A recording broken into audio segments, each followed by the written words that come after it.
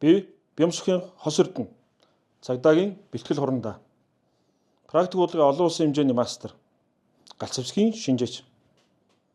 Бид эрхэм буудагч цуврал нэвтрүүлгийг та бүхэнд бэлтгэн хүргэж байна.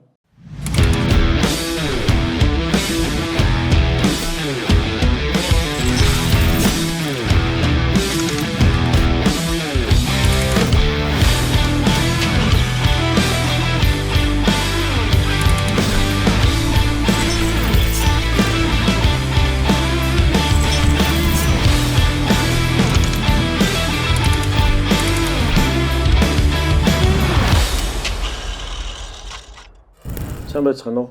Эрхэм буудагч нэвтрүүлгийн энэ удаагийн дугаарт бид холбооны бүгд найрамдах Герман улсын офицерын сургуулийг төгссөн бэлтгэл ушууж төгөлдрийг урьж оролцуулж байна. За, өнөөдрийн мэндийг өргөе. Юуны өмнө та бүхэн их сайхан нэвтрүүлэгтээ намайг урьж хүндүүлж оролцуулсанд бас маш баярлалаа.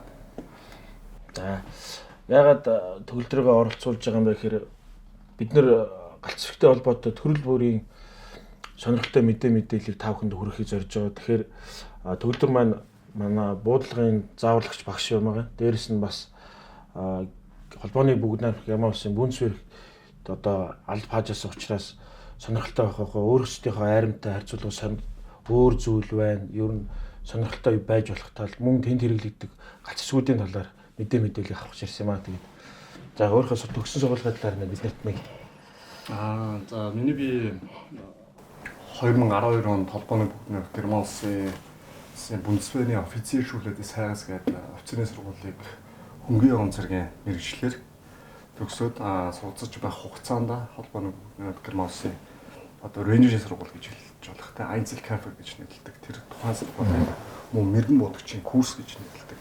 Одоо сургалт мэрэгэн буудагчийн сургуулийг мөн уулын явган цэргийн сургалтайгаар ажилтаа төгсөөд 2013 оноос биш зэвсэгчний техникийн нэрээр ингээд ажилласан.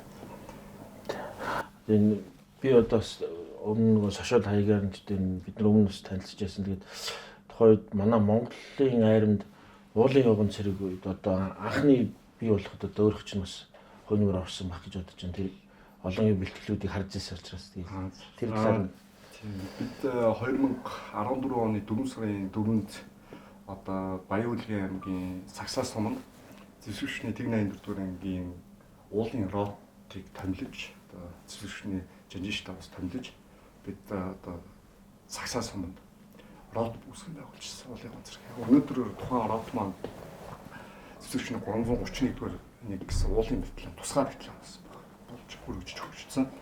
Өнөөдөр хугацаанд бол тухайн батальон маань холбооны бүгд найрамдах Герман улсын зааварлагч багш нараар сургагдаж одоо өдгөө нэлээд олон жил сургагдаж мэрэгжлийн уулын батальон бас бий болсон байна. Тэр бас гоё сайхан ажил болсон мөлий. Манай айрам маань бас олон улстай хөл нийлж байгаа гэдгийг бас тэрүүгээр мэдж болох байх.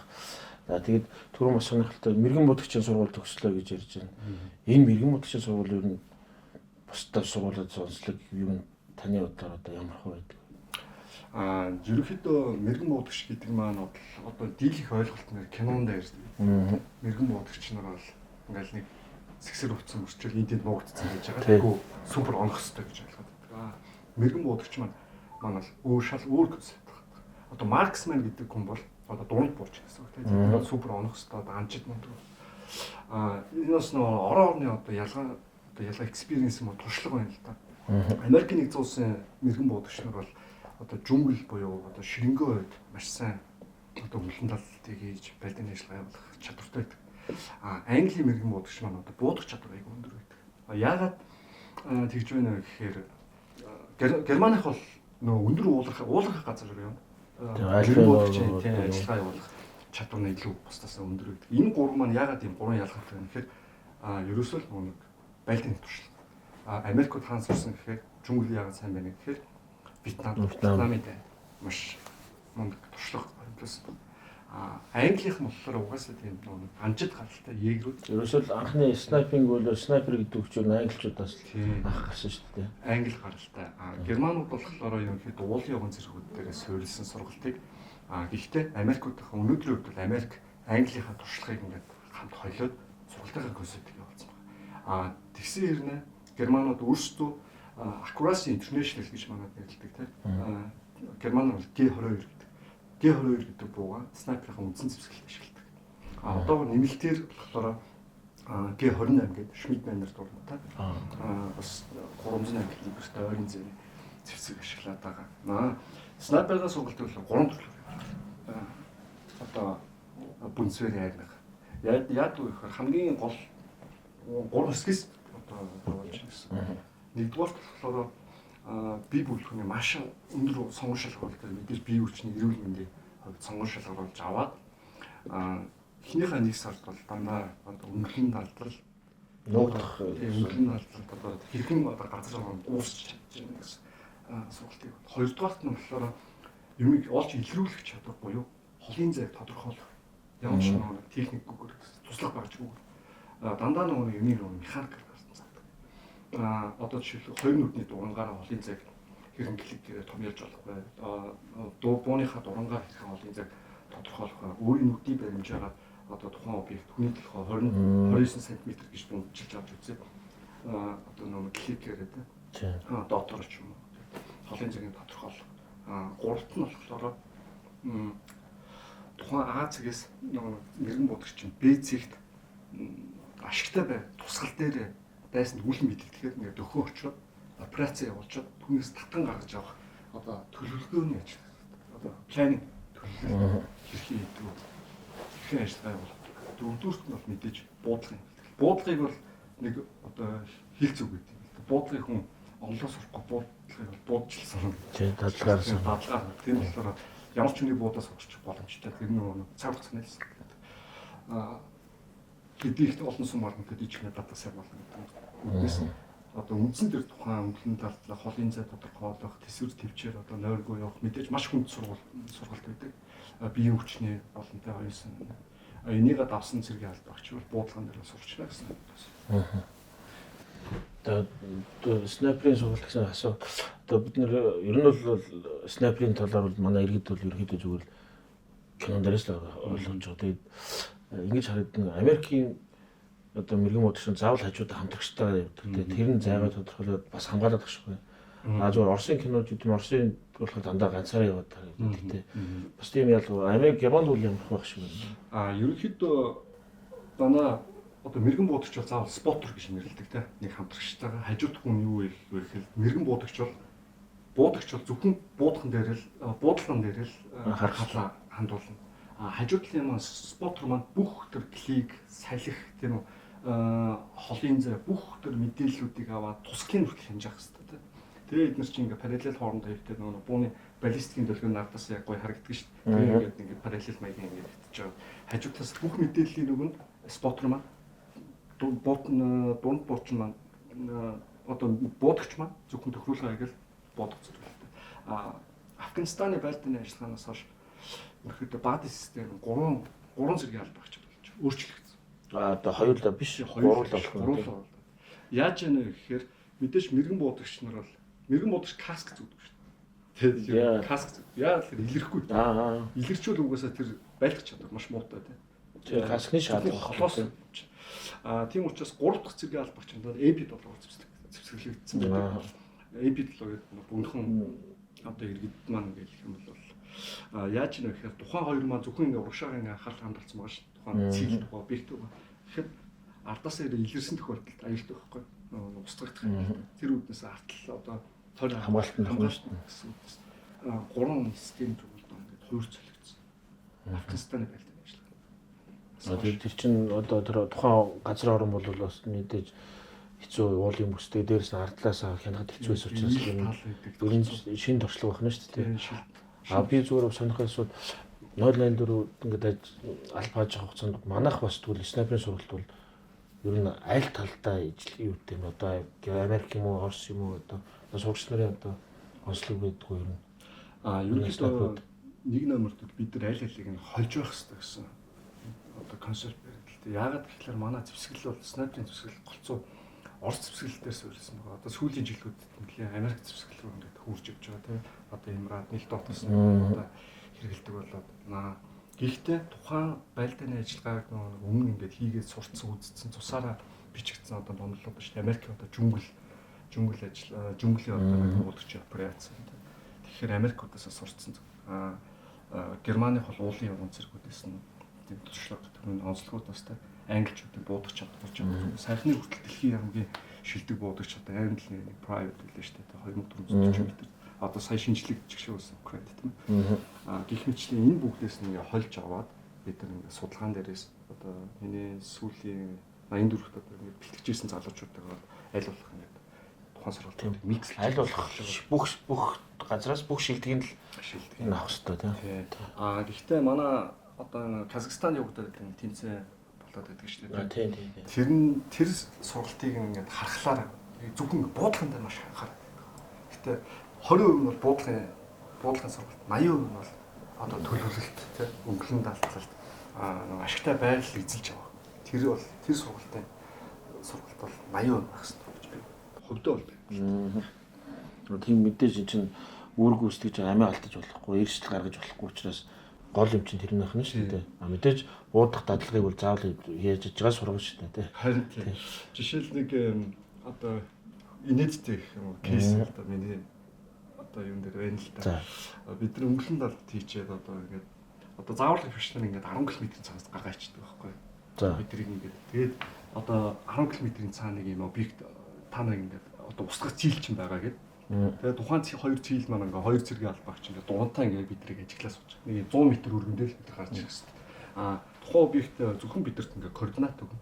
Тэгээд газрын зургийн тасархаа өг. Тэгээд бид нэг хос алхмаа тоолоод тодорхойлоод за төхөж очиж ингээд нэг километрийн өмнөөс 2 км-ийн манаас ширэнгөө дотор мүлхэж эхлэн өнгөлн далдалтай тухайн газар орон дээр нэг уусгаж эхлэн тэ.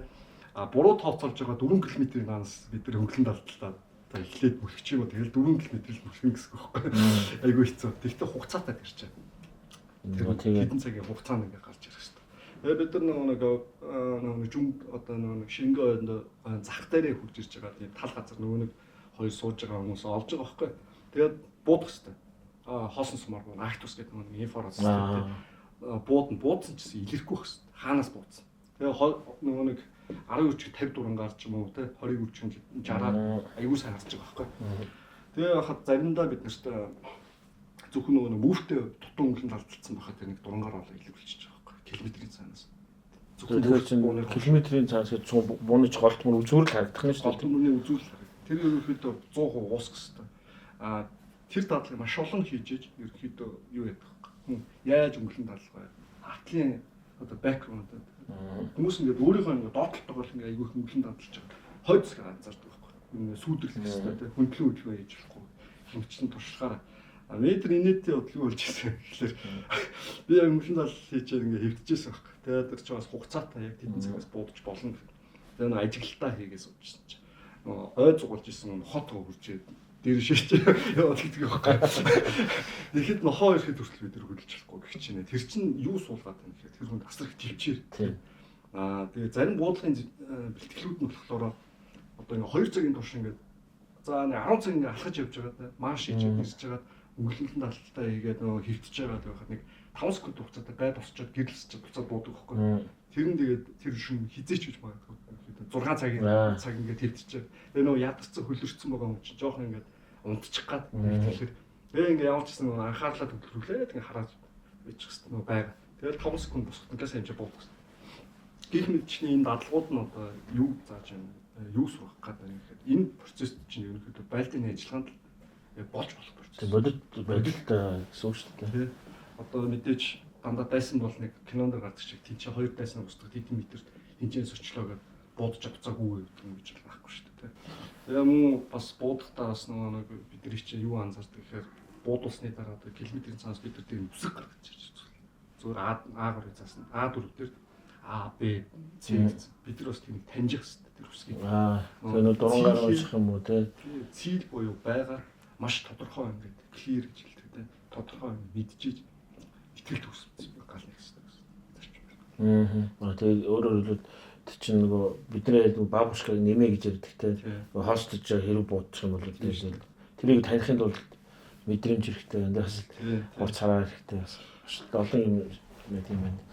Тийм бас снайперийн сургалтаас гадна ерөнхий зүгээр асуух чинь манай одоо офицерын сургууль тийм цэрэг амьд анхан шатны одоо карантин гэж бид нэр хэлдэг 45 хоногийн курс суугаад цэргийн анхан шатны мэдлэг олгоод тэгээд сургуулиас хүрдэг. Хэрэг нууц зөвшөөрөл Германыхууд ямар байдаг вэ? За Германы офицерын сургууль бол ерөнхийдөө юу гэдэг дөнгөж офицерын сургуульд орно бол аваад 3 сар аяг цэвэр карантинлтэй. Карантинлэх хугацаанд бол мэдээж биеийн хүчний бэлтгэл галц зэвсэгтгийн аюулгүй байдалтай. Тэгээ ерөнхий зэргийн одоо сургалтуудыг бол явуулна. Манайхтай бол ижил төстэй. Гэхдээ Германы айлын нэг онцлог нь хүүхний зэвсэгт дээрээс онцлог нь бол манай зөвхөн офицерууд гар буу эзэмшнэ гэж ярьдаг шүү дээ. Тийм юм бол байхгүй. Цэргийн албаагч бол гар буутай, гар буу нь P8 гэдэг пистол даахдаг 9 Heckler Koch. Герман өөрсдөө Heckler Koch үйлдвэрлэл зэвсгэлүүдийг үндсэн зэвсгэл гэж хэрэглэдэг. Гэхдээ сүүлийн үед бас нэлээд өөр орны зэвсгэлүүд хольж ирдэг. Тэр нь Балтины туршлагаас гэх юм. Бид нар очингууд нэг G36 гэдэг үндсэн хүний бүрийн зэвсгэл. Нэг G36 автомат нөгөөх нь P8 гэсэн хоёр зэвсгэл. Тэгээд манайд нөгөө ротийн пулемет гэж ярьдаг. Германд бол тийм ротийн пулемет гэж нэрлэдэг. Тасгийн пулемет гэх юм уу те. Бүлгийн пулемет гэж нэрлэдэг. Бүлгийн пулемет болохоор ингээ 3 гэсэн зэвсгэл. Хуучнаар бол нөтлөхөд нэг Германы хөрөө мөн. Хөрөөтэй нэг өөр зүйл нь юу вэ гэхээр хөрөө бол яг дүрээр байгаа. Юу ч өөрчлөлтөө зөвхөн замгийн өөрчлөсөн. Яагаад вэ гэхээр нөгөө олон улсын хүний эрхийн хууль гэдэг юм уу те. Хөрөө чинь 1 минутанд 1200 сум гаргадаг байсныг нь удаашруулад замгийн удаашруулад минутанд 800 сум гаргадаг болгосон. Тэгсэн хэдий ч гэсэн маш өндөр хурдтай. Ерөнхийдөө 1 сум бол гаргахад маш хэцүү зэвсэг гэдэг. 308 одоо Вимер 308 гэж ярьдаг. 760 үйлчлэгэнд. Энэ зэвсгэлийг яагаад одоо хүртэл ингэ ашиглаад байна гэхээр үнэхээр нөгөө яхир дээрээс нь идрэл баг гардаг. Тэгээ гацал баг өгдөг байхгүй. Тэгээ маш хурдтай нөгөө ихэр дуудаа одоо энд чи хөрөөгийн чинь нөгөө модыг ингэ тас авчдаг байсан гэж ярьдаг ш. Тэгээ хөрөөгөө нэрлэлсэн тийм ээ. Одоо энэ бараг л хിവэрээ нөгөө буудлын хурд өндөр болохоор эсрэг тал сонсоход энэ цалхай хөрөө сонсогдож байгаа юм шиг. Тийм бас тэр нэг хിവэрээ байгаа. Гэхдээ дараад нь ингээ 4 гээд одоо M249 өстэй ижил төстэй болгоод хамгийн сүүлд бол ингээ 5 гээд гарцсан. Ингээ 5 нь бол калибр бол эдэлхэн байгаа. Ижил. Гэхдээ нэг гоё юм нь юу гэхээр одоо recoil гэж ярьдаг одоо хоош хийл баг 0 болсон. Ерөнхийдөө баг ус 308 бууж байгаа нь усан бош болсон. Тэгээ түргээ хараад ирсэн тийм. Гэхдээ ингээ 3 автагаа давхар ингээ хослуулж ашиглана гэсэн концептээр хэлж байгаа. Мэдээж тэр чинь нэг олон үйлдвэрлэлсэн зэвсгүүдийн чинь бас илээж дуусах хэрэгтэй болно шүү дээ. Тэгэхээр нэг ингэж байхгүй мэдээж тийч таарах байх. Тэгээд түл зэвсгүүд тэгвэл P8 бол одоо Heckler Koch-ын гар буу одоо тэр гар буу чинь миний санаж байгаагаар бол энэ яхир буу санагдаад байна. Нийлээ яхир хатуу. Гох нь 1.6 кг. Тэр зүгээр хатуу. Нийлээ хатуу. Тэр нь бас нөгөө хоёр талтай л да. Нэг талаараа нөгөө цэргийн албаагчтай аюулгүй хөдөлгдөг дээр анхаарад хоёрдугаар талаараа яхир буутай буун дээр дадлага хийсэн. Дараад нь ямар ч төрлийн зэвсэгтэр амархан тасчдаг те. Мөнгө дээрээс нэг манай одоо зэвсэгчтэй ингээд Германы Бундесвэрийг ингээд харьцуулахад зэвсгэлийн маш олон төрөл байна. Одоо жишээ нь шүхрийн анги эсвэл цэргийн цагдаа нар нь бол MP5 гэсэн зэвсгэл хэрэглэдэг. 4.6 мм-ийн нэг калибертэй. Тийм. Маш жижиг калибер хэрнээ нөгөө нэг өндөр хурдтай нөгөө баллистик эргэлт өндөртэй болохоор ялцын хүртэл цөм цолдог гэдэг. Тэгвэл нөгөө хөнөөлөгч хүлэх чадвар маш өндөр гэдэг гэдэг. MP5, MP7 голцоо ашигладаг. Уулын явган цэргүүд их бас зэвсгэл нөгөө болоо явчих. Нөгөө төрөл мэргэжлийнхээ онцлог нь тааруулаад бас хэрэглэдэг. Өөрсдөө нөгөө үйлдвэрлэх зэвсгийн орон болохоор манайхыг бол маш олон төрлийн зэвсгэл хэрэглэн. Тэгээд бүх цэргийн албаагчтай одоо Америкийн тэгдгээ пулемет ч ингээд зөвхөн пулемет ингээд барьдаг. Одоо өөрөөр хэлэх юм бол M249 л ингээд батлагчсан. Нөгөө хэд нь болохоор M249-ээр бууж чадахгүй. Германы концепт тийм шиг. Бүх цэргийн албаагч бүх төрлийн зэвсгэл буудах чадвартай байх ёстой гэсэн зарчим. Ялангуяа офицерууд.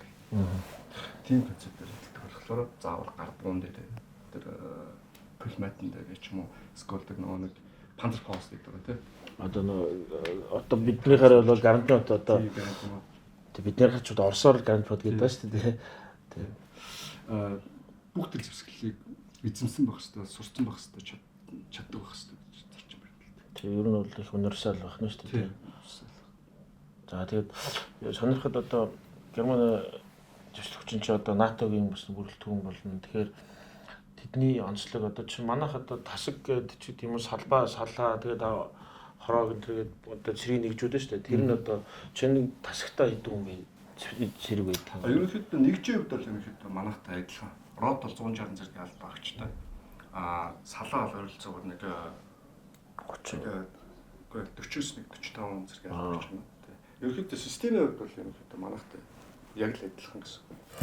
Төрөл мэргэжил гэхээр ерөнхийдөө хувцаараа их ялгагдаад байдаг. Усан цэргүүд бол цагаан хувцас өмсдөг. Нисхийн цэргийн албаагчд бол юм цэнхэр өнгийн яг ийм адилхан гидэх хүмүүстэй гэхдээ харин цэргийнхэн шугуурын малгайтай малгаагаар ялгах. Пилотын малгайх нь шүү дээ. Одоо хуурай замын цэрэг дотроо төрөл мэргэжлийн юугаар ялгагдах гэхээр одоо инженер болохоор энэ кантнууд ингээ хар байд. Би бол инженер биш. Гэхдээ одоо хуурай цөмгийн явган цэрэг гэхээр энэ беретэн малгай нь ногоон малгайтай. Green birds гэдэг нь шүү дээ. Тийм. Ногоон өнгөтэй ийм эмблемээр ялгагддаг. Энд байгаа одоо энэ мөнгөн тууз ямар учиртай гэхээр офицер хөдөлгч гэсэн. Ахлагч хөдөлгч нь болохоор одоо хүрэл өнгийн тууцтай байдаг. Тэгээд яг ахлагч болохоор энэ солигдчихдаг. Тийм.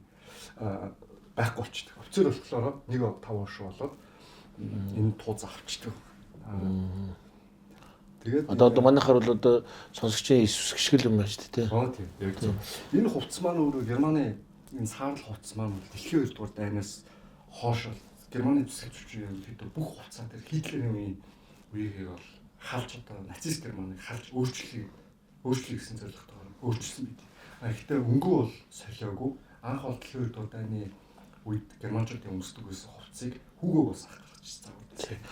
Одоо энэ би бас цэргийн хувцас судлаад байдаг. Тэгээд ийм хармаатай кидл энэ буюу Инглийн зад ийм кидл чинь ерөөсөө хүүгөө боосон загвар үед анх ингэж хараад энэс хойш одоо дэлхийн армууд ерөөсөө хинхэн л одоо ийм задгаан гэртэй ийм ясны кидлүүд бол ийм л бол дээрээс нь Германы арм бол одоо ерөөсөө хувцснаа дэлхийн 2 дугаар дайнаас өөрчлөөгүй хувцс нь юу вэ гэхээр уулын явган зэрэг хувцс idi. Тийм. Одоо Gebirgsjäger гэж нэрлэдэг. Тэд нар болохоор одоо голцоо Bayern гэдэг болохоор уламжлалаарч тийм одоо нэг цагаан уулцтай юм алгаа байдаг шүү дээ. Тэгээ одоо манай өмнөх дугаарт орж ирсэн ганцлагын хүмүүсний малгайсан тийм. Ганцлагын жишээлбэл цагаан уулццэг маань одоо бүх уулын явган зэргүүд цагаан уулццэг бол зүүж чадахгүй. Зөвхөн 4400 м-ийн маш их уулын өндөрлөгөөр одоо тасалбгүй гэсэн үг. 4000 м уул байхгүй бол тухайн нэг 2000 хэдтэй уул руу одоо нэг өдөрт 2 гардаг гэсэн. Ер нь бол норматив биелүүлэх хэрэгтэй байна шүү дээ. Норматив биелүүлж цагаан уулццэг.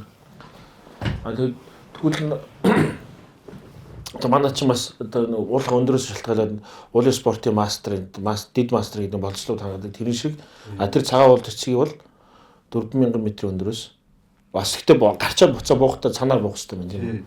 Энийг одоо уулын чи одоо яасан авсан уу? Би авсан байгаа. Одоо бас нэлээд олон залуучууд авч эхэлж байна. Манай Инхбалтер гэдэг одоо Бүнсвэний удирдлагын сурж байгаа одоо уулын явган зэрэгээр төгссөн одоо огшор цалтай ахлах офицер залуу байгаа. Мөн дэлгэр мөрөн гэдэг тундаа байгаа. Сүүлийн одоо үед би сайн мэдгэн 331-р ангийн одоо манай уулын ветераны зэрэг албагч нар Германд хэлтэй. Тэд нар бол илээд болсон. Тэр малгай бол ерөөсөө дэлгэр дээрээс хойш өөрчлөгдөг ганц ангийн юм тэгж ойлгож байна. Үлдсэн хоцсон гэх юм. Энэ ирээдүйн дээр их ногоон гэх болохоор хуурай зам одоо өмнө юм зэрэг. Яг одоо ерхий зэрэг гэх юм байна. Тинч бас улаан янз бүрийн өнгөнүүд байгаа л тийм. Улаан өнгийн берет малгай өмсчөөр артлер хөвч. Тэгээ төрөл мэргэжлэр ингэ өөр логистик нь тэрэнд маш өргөн сэдв болчихгүй байна. Тэгээд түрүүн бас буудлаас сурагч багш болсон гэж байна. Сурагч багш болох нь бол ер нь ямар хөө шат дамжлага одоо ямар сургалт авч байна. За Германы офицерийн сургууль нь бол ерөнхийдөө олон үе шатараас бүрддэг те 6 сар нэг газар бэлтгэл хийгээд одоо онцлогоор дараагийн 6 сард нь тактик гэх юм бол дресс нөрчдөг. Уул их гэх юм бол бүр ардын дугуйдаа дайрлаад ингээд ингээд хэсэг шилжээ. Хамгийн сүүлийн Альфа Браво тайл гэж байдаг байхгүй. Тэр нь бол 2 хэсгээс бүр зовцын сургуулийн төгсөх шат. Тэрэн дээр юг ямар сургалтууд дээр олчдаг вэ гэхээр зэрэг одоо сөрсөн дэслэгч бол Бродос доош бие бүрэлдэхүүний одоо 160 цэргийн алба багчийг миний хувьд бол хотор байдлын ажиллагаанд үлдэх чадвар эзэлсэн байх гэсэн залттай байдаг. Хотор байдлын ажиллагаа гэдэг close quarters байдал гэж CQB гэж нэрлэдэг тийм. Буудлын орон зурдан буудлаар маш сайн ажилласан. Одоо маш сайн бэлтгэгдсэн байна. Үүнээрээ бидний яаж 6 сарын хугацаанд буудлын засгийн багшийн сургалт гэж. Үүнээр нь энэ сургалт нэр яадаг вэ гэхээр сургалт дүгж эхлэхэд цоошин хайцгнаас цантаар нэг P8 гарбуу G36 ингээд хүлээлгэх хүч. За. Тэгээд одоо P8 гарбуун дээр бол 15,000 сумны лимит гэдэг юм тогтооцсон байдаг тийм. Бид нар өглөөний 8 цагаас оройн 18 цаг хүртэл өдөржингөө тасралтгүй. Бид нар өөрөө сумаар цэмгэлж чадахгүй. Тэгэхээр хэдэн цэгүүд цаад ингэ сум цэмгэлээд өчтдөг. Ингээд тайцсан. Тэгэл өглөөнөөс орой хүртэл буудал хонгоонуудыг бид нар чи бүр ингэ хүрзээр ингэ нөгөө буудлын талбар дээр хүрсдэж ингэ ийм жижигхэн машинтай ийм чигүүлтэй одоо нэг трак. Тэгээд тийшээ хонгоонуудаа хийгээл буудлын талбараа зөвлөж маргааш өглөө яг адилхан. Жаргад юм шүү бид нар чи.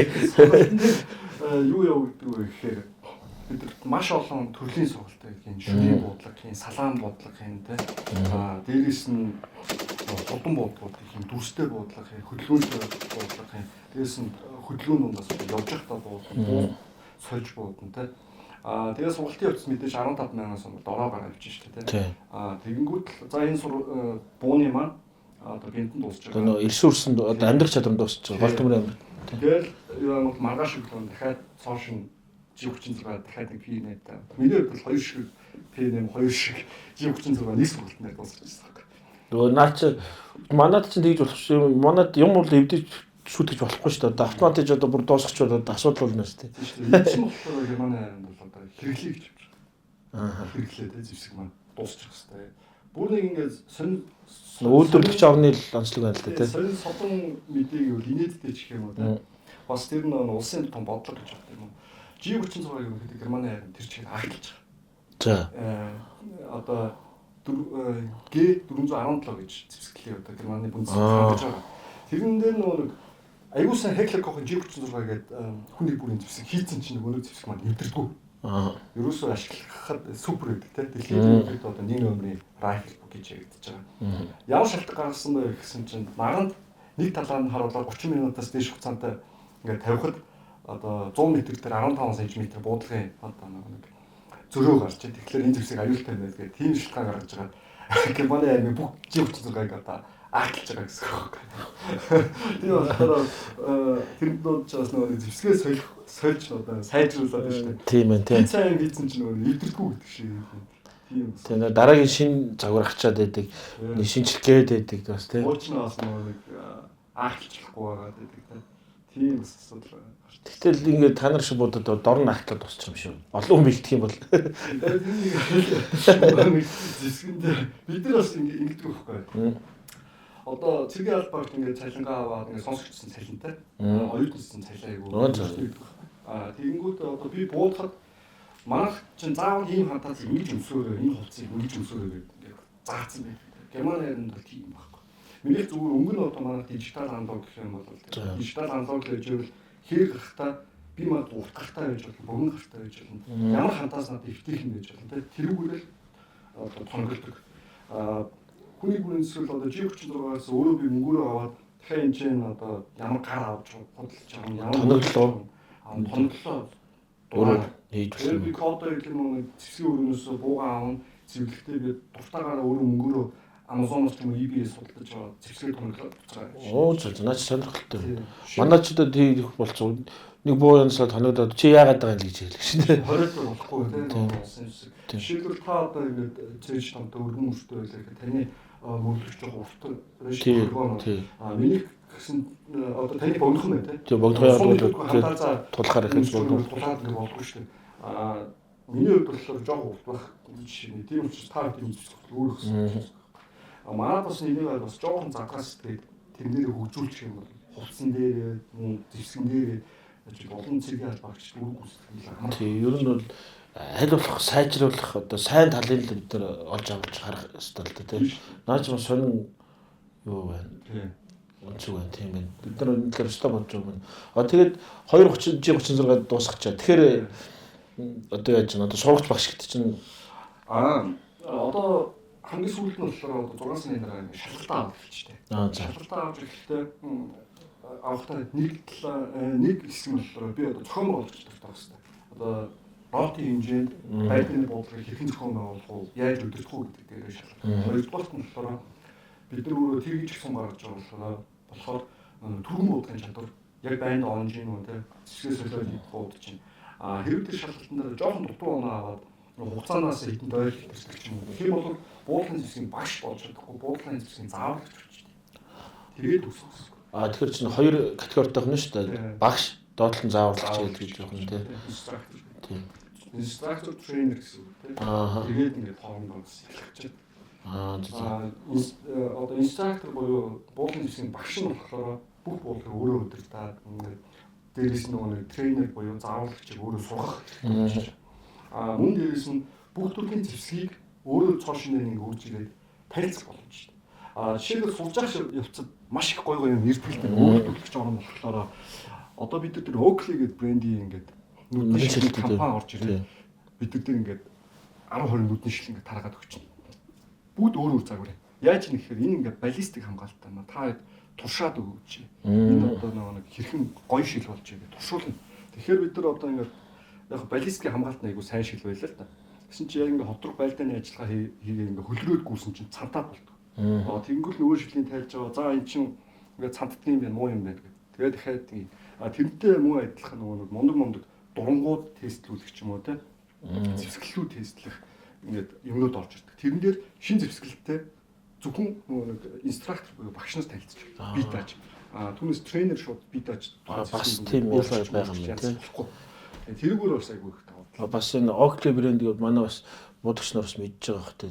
Тэр баллистик бол бид нар энийг бас зөв бас ойлгуулах хэрэгтэй юм шиг байна. Бид нар одоо манай буудлын тамирчтай ингээд одоо манаас армийн офицер гэсэн тийм болчиход байна. Бүгд нүдний шил зүгээл чихвж зүгээд өөрийгөө хамгаалж байгаа юм.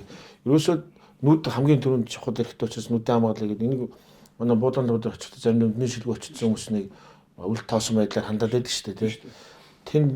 Тэнд бол өстой нүүб биз дээ буудлын руу нүдний шилгүй шүү дээ. Тэгээд хэрүү бид нар заавал чихний бүглөөс хийдэг байсан. Чихний бүглөөс унсгал юм болоо стоп гэдэг өрлөн. Тэгээд бүгд галзчихсан. Тэгэхгүй бол энэ нөгөө нэг чих эзэж буудлын дунд тасна гэж байдгүй тийм ээ. Энэ чих зүгээр өөрөө дүлэрчлээд. Энэ нь одоо хажууд нь сансаргуу буучих юм бол tinnitus гэдэг өөрөө өвчин гэж нэрлэдэг тийм.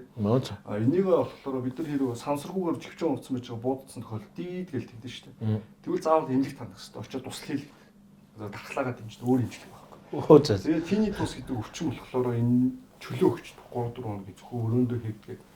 Тэгэхгүй бол энэ тухайн одоо энэ мэдрэлийн хэрэгтэн маань хизээч ингээд нөхөн сэргийгдэхгүй. Мөн дээрээс нь нүдний шилийг одоо хуучин ч бид өнгөж ингээд төгсөөл хурж ирээл нүдний шил зүгээр нөгөө пайлтаар чивчээ зүгээр байх. Юм сүртэй юм байна. Зүгээр хонгож ихсгүй амаа ангаж байгаа бууд гэдэг.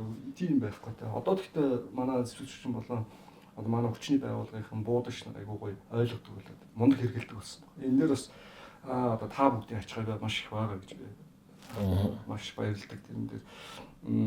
Мөн дээрээс нь нүд бол мэдээж. Одоо миний нэг жишээ гэхэд энийг нэг газрын зураг шиг соригтой байгаа. Бүгд буунах шүү дээ. Нэг байраа буудлаа, эсвэл буцаа аваа ороод нэг чулуу үсэрдэг. Одоо энэ гэхэд чи би нэг хонгоо олж ирсэн юм л да. Олж ирсэн гэдэг нь нөгөө манай зэвсгэл нөгөө маш удаан олон жил хэрэглэгдээд одоо манай АКМ-сэд тийм хумсан буцаач нэг юугаад хонгоогоо татчихдаг тийм. Баггүйгээр дараагийн сум хардаас нь чихээд одоо буун дотор хоёр сум давхардаад орцсон. Давхардаж ороод задарч байгаа байхгүй. Задрахтаа ийшээ ингээд хонгооны одоо хэсэг хилтерхий орхол тийм үсрээ. Тэгээ ийшээгаа ингээд ясандаа талаа ийшээ гүгээд голгцсан байсан. Тэнийг би өөрөө мэдгүй явж байгаа л ингээд батг гараад ирсэн. 6 сарын дараа ч Германд нэг уулын хотын сурагч дамжаад очичоод шүдний хэрэгт үзүүлсэн чи рентгенээр ингэж аваа. Ичээс гээд төмрөөр гээд тэгээ доктороос залаагаад. Тийм болохоор ямагт нөө аюулгүй нөө. Одоо жишээлбэл сонирхолтой гэвэл яагаад нөө Афганистан яг үр гүйцэтгэж байгаа залуучууд нөгөө энэ чинь араб алчуур гэдэг араб алчуур тэр халуун ингээд зүүчилдэг. Тэр зүгээр л нэг хонгоо өсвөл. Ялангуяа нөгөө хөнгөн гон зэрэг бол нөгөө ойрын зам байлдааны ажиллагаа хийдэг хүн чинь одоо нэг жижиг кордоф байлдааны ажиллагааны бэлтгэл хийж байгаа. Хажуугаар шүшээ гараа явах жишээ хонгоо болчихдог. Тэрнийгээ нөгөө халуун хонгоо чинь ялцтай байдаг. Тэр ингээд бүр болтлон түлхэгдээ. Одоо зөндөө туршлага. Тэрнээс аваад одоо нөгөө араб алчуур чинь. Үзэгчтэй бас харж байгаа. Тэр араб алчуур чинь зүгээр гангах гэж үздэг байх нь шүү дээ бас. Тэр чинь ингээд хөдөлмөр хамгааллын хэрэгсэл байх нь өөрөөр хэлбэл. Жижиг ингээд деталууд бас маш их юм байна л да. Одоо биелийн хэсгэлүүлээ л да. Тэгээ хуучинчууд бидний юунууд бол ерөөсөө ядгүй шүү дээ. Одоо цэрэгт бол бэйли гэхэд бас хэцүү шүү дээ. Бэйли ч өвлөл өмсдөг болохоос бусдад бэйли өмсвөл одоо ч гараа хүртэл хамгаалах хэрэгтэй болж байна шүү дээ. Бас сонирхолтой яриа болж байна тийм. Тэгээд сая ерөөдөө буу зэвсгийн талаар ярьж байгаа шүү байна. Бид нар мэдээж тэр Германы үнэхээр шилдэг буунуудыг одоо ч мэдэж байна. Та одоо өөрөө одоо зэвсгэлт байгаа зэвсгүүдээ зүгээр миний бодлоор мэдээж давуу тал тэр мэдээж шинэ зэвсэг. Гэхдээ манайх үүрэг гүйцэтгэх тал дээр одоо чинь автомат АКМ таны хувьд юу гэж боддог вэ? Миний хувьд бол АКМ зэвсэг бол үнэхээр муу болохгүй зэвсэг л тийм ээ. Дээрээс нь калибрын хувьд ч гэсэн одоо 556 калибр маань үнэндээ бол Афганистаны сая туршлага дээр бол байлдааны ажиллагаанд жолцсон. Тэнийг бол дэлхийн нийтээр харсан. Багтгийн онууд маань 556 хэрэглээд манай 223 гэж 556 хэрэглээд дэмий юм байна 308 буцаа шилжих юм байна гэж. Одоо 762 том калибр руу орох гэж. Яагаад гэж юм бэ гэсэн чинь Афганистаны байлдааны ажиллагаан дээр талибанууд гэж одоо нэлээд бүгд харт амиг хэрэгэлсэн. Харт амиг хэрэгэлсэн талибууд өөдөөс нь тэгээд дөрв буудуулж чадвал өөдөөс гүүгээ явжсэн тохиолдол маш их байдаг. Тэгээд 762-308-аараа бодоход яг нам зогсоод болсон тийм. Яагаад энэ калибрыг 556 болгосон бэ гэхээр яг олон улсын хүний эрхийн хуулиулаараа зөвхөн дайсныг бид нар устгахын төлөө биш зогсоохын төлөө тийм. Зогсоохын төлөө эсвүүлж чаддаггүй болох хэрэгтэй. Тэр үднээс 556 болгочод буцаад одоо бидэд хэсэг зүгээд наашиггүйгээд ирэхэд ялч бид нар устгах хэрэгтэй. Тэгээд 556 буултад бидний буудлын дасгал хүртэл нөгөө браво Чарли Скот браво Чарли Альфа гэж бэлтгэл хийдэгсэн. Тэр нь юу гэхээр CGS-ийн браво гэж нэлээд байн дээр зураг нээсэн. Бэлхүүс хийх Чарли гэх бэлхүүсэн дээр буудлын хүн тулах чадваргүй болоод дундагтай. Альфа бол ялч толгоон бэлтгэлээ дандаа тэгж хамгийн их нэг чэйжинг хоёр болох хэрэгтэй. Тийм ялгаатай. Тийм учраас манай АК-ээс буюу Калашников маань 762 болохоор калибр үүд бол зүгөө дээрээс сум хүртэл манад хэрэглээд бол хямдхан. Дээрээс нэвтрэл багтаа засаглах боломж нөхцөл сайтай. Гэхдээ үеийн өнгөрөөсөн юм бол үеийн өнгөрөөсөн гэдэг тийм. Одоо G классыг манай 60-тай харьцуулж болохгүй гэдэг. Тэгэхээр яг тийм л ялгаа учраас шишгийг загнасан. Гэхдээ бол байдаг чадвартай. Тоглож чадвартай. Жарис явах чадвартай. Тийм. Манай хүмүүс одоо та хүмүүс харж байгаахт манай сурагч нар, манай офицерууд маань, манай армийнх маань бас дэлхийд төлөв нийлүүлж чадж гэн гэдгийг бас ойлгосон баг тийм. За ингээд эрхэм буулагч нэвтрүүлгийнхээ үзэгчдтэй нэгэн сонирхолтой зочинд оролцуулсан да таатай. Тэгээд та нар бас холбооны бүгднээ Герман улсын бүнц суурийн тэр онцлогийг бас багч гэсэн бас мэдэж авсан баг. Микодо бас баярлалаа. Одоо энэ төгөлдөр маань одоо бас та бүхэнд бас хандаж нэг үг хэлэх байхаа. Тэгээд хэтлээ сайн нэвтрүүлгээ дуусгая. За юуны өмнө та бүхэн энэхүү хүндтэй сайхан нэвтрүүлэгтээ урьдчилан намайг оролцуулсанд баярлалаа. Мөн манай зэвсэг төрчинд зөвхөн би төлөөлөл болоод ирсэн болохоос одоо Америкийн нэгдсэн улс болон холбооны бүгд Герман улс, Япон хэмжлэн маш олон орнууд өндрөөр одоо бэлтгэж ирж байгаа маш олон залуучууд байгаа. Тухайн залуучуудаа төлөөлөөр та бүхэндээ баг гэсэн энэхүү мэдээллийг өгсөн бас таатай байна. За баярлалаа. Дараа уулзъя. Монгол улсыг бүх цаг үед нь зэвсэг барьсан монголчууд хамгаалж ирсэн. Одоо ч хамгаалж байна. Ирээдүйд ч хамгаалсаар байх болно. Би бэлэн байна. Эрхэм буудагч та бэлэн үү? Хэрв таалагдвал лайк and share, subscribe дарахаа мартаваа.